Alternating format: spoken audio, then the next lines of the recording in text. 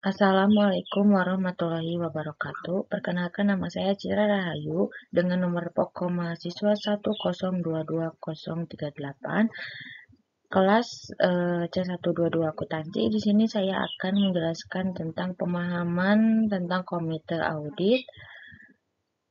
Video ini dibuat sebagai salah satu tugas evaluasi akhir semester dari mata kuliah Tata Kelola Perusahaan. Baik, di sini ada definisi komite audit. Menurut Komite Nasional Kebijakan Corporate Governance tahun 2026, komite audit adalah suatu komite yang beranggotakan satu atau lebih anggota Dewan Komisaris dan dapat meminta kalangan luar dengan berbagai keahlian, pengalaman, dan kualitas lain yang dibutuhkan untuk mencapai tujuan komite audit. Selanjutnya ada peran komite audit. Komite audit dibentuk untuk membantu Dewan Komisaris untuk memenuhi tanggung jawabnya dalam melakukan pengawasan menyeluruh atas perusahaan, yakni memastikan efektivitas sistem pengendalian intern dan efektivitas pelaksanaan tugas eksternal auditor dan internal auditor, serta memantau atas tindak lanjut hasil audit guna menilai kecukupan pengendalian intern termasuk kecukupan proses pelaporan keuangan. Nah, selanjutnya ada tanggung jawab komite audit. Dalam peraturan Bapepam LK nomor 9, komite audit memiliki tugas dan tanggung jawab antara lain sebagai berikut.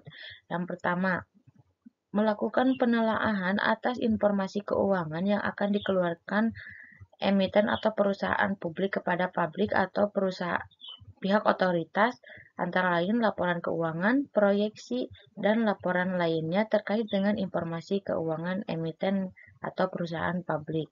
Yang kedua, melakukan penelaahan atas ketaatan terhadap peraturan perundang-undangan yang berhubungan dengan kegiatan emiten atau perusahaan publik. Yang ketiga, memberikan pendapat independen dalam hal terjadi perbedaan pendapat antara manajemen dan akuntan atas jasa yang diberikannya. Dan yang keempat, ada memberikan rekomendasi kepada Dewan Komisaris mengenai petunjuk akuntan yang didasarkan kepada independensi ruang lingkup penugasan. Yang kelima ada melakukan penelaahan atas pelaksanaan pemeriksaan oleh audit internal dan mengawasi pelaksanaan tindak lanjut oleh direksi atas temuan auditor internal. Dan yang keenam, menelaah terhadap aktivitas pelaksanaan manajemen risiko yang dilakukan oleh direksi jika emiten atau perusahaan publik tidak memiliki fungsi pemantau risiko di bawah Dewan Komisaris. Yang ketujuh, ada penelaahan mengadu yang berkaitan dengan proses akuntansi dan pelaporan keuangan emiten atau perusahaan publik. Dan yang terakhir, ada menelaah dan memberikan saran kepada Dewan Komisaris terkait dengan adanya potensi benturan kepentingan emiten atau perusahaan publik dan menjaga kerahasiaan dokumen, data, informasi emiten atau perusahaan publik. Selanjutnya ada komposisi. Komite audit paling sedikit terdiri dari 3 anggota yang terdiri dari anggota dan pihak dari luar perusahaan. Komite audit diketuai oleh komisaris independen. Dalam peraturan Bapepam LK nomor 9, terdapat satu poin yang mencakup tentang struktur dan keanggotaan dari komite audit. Peraturan tersebut adalah poin pertama, yaitu komite audit paling kurang terdiri dari 3 anggota. Sebagian besar anggota komite audit adalah komisaris independen dan anggota lainnya merupakan pihak luar emiten dan atau perusahaan publik. Poin kedua yaitu ada salah satu komisaris independen yang menjadi anggota komite audit bertindak sebagai ketua komite audit.